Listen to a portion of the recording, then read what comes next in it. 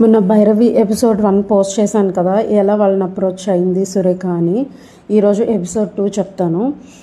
చాలా వీడియో ఆధారంగా RJ culture comedy అని ఒక వీడియో అతను పోస్ట్ చేస్తున్నాడు. అది ఆధారం చేసుకొని సురేఖ వీడియో అక్కడ ఉన్న లోకల్ వాళ్ళతో మాట్లాడి జస్ట్ ఈ చిన్న వీడియో ఆధారంగా తను లొకేషన్ తెలియకపోయినా ఏం తెలియకపోయినా అక్కడ లోకల్లో ఉన్న ల్యాండ్ మార్క్స్ తీసుకొని వాళ్ళకి కాల్ చేస్తే అక్కడెవరో ఒక పేరెంట్ నెంబర్ ఇస్తే వాళ్ళకి అప్రోచ్ అయ్యి వాళ్ళకి ఈ లొకేషన్ పంపించి ఇలా కనుక్కున్నదన్నమాట.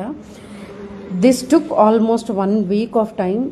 ఇది ఒక వారం రోజులు టైం తీసుకుంది ఆ లొకేషన్ తెలియడానికి. ఎందుకంటే ఈ ఆర్జే కల్చర్ అనే అబ్బాయి తను మెసేజెస్కి రెస్పాండ్ అవ్వలేదు. ఒకవేళ రెస్పాండ్ అయ్యిండుంటే ఇంకా త్వరగా రెస్క్యూ చేసేవాళ్ళమేమో. ఇవన్నీ చాట్స్ అనమాట, తను ఎలా స్ట్రగుల్ అయింది డాగ్ని రెస్క్యూ చేయడానికి ఇవన్నీ అని.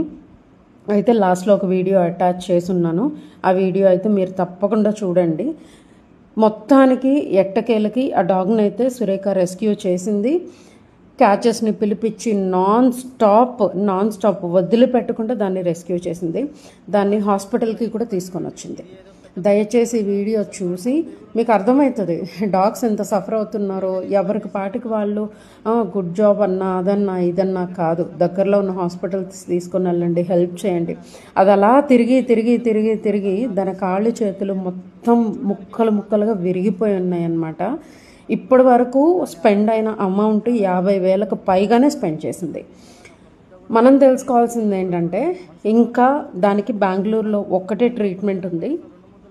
ఈ వీడియోలో ఈ బ్రదర్కి చాలా థ్యాంక్స్ చెప్తున్నాను. ఎందుకంటే చాలా చోట్ల దానికి ఫుడ్ పెట్టడానికి ట్రై చేశాడు, కానీ తనకి ఎక్కువ డాగ్స్ అలవాటు లేకపోయినా పాపం చాలా హెల్ప్ చేశారు.